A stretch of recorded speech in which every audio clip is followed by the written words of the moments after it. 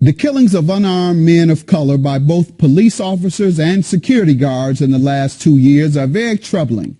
As a member of the White House My Brother's Keeper Task Force, I and other task force members made recommendations to President Obama on how to reduce the disproportionate number of minority males affected by the criminal justice system, gun violence, and other challenges. Now, I want to make a public appeal. There has been a rash of men of color killed by the police since the death of Trayvon Martin, an unarmed teen killed by a neighborhood security guard. The police misconduct and use of excessive force plaguing our country must stop, as should the gun violence we see in our communities against each other.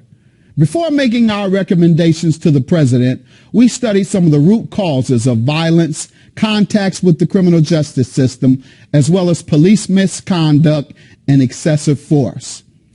Below the surface of these issues, we found issues of false and negative stereotypes, such as black men are more prone to be violent, angry, and engage in criminal activity, all of which are untrue. It was suggested that poverty, the denial of equal opportunity, and a failed education system, as well as a saturation of guns and drugs in our communities of color, are also major contributors to criminal activity and destructive behavior. No excuse, just real-life factors.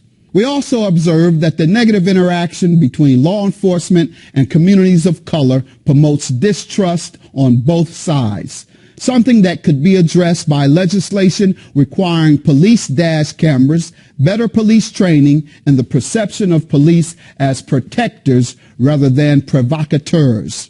Whatever the causes and circumstances that exist, there is no excuse for the number of unjust police killings of unarmed black men, nor the rage of gun violence and destruction occurring in our own communities.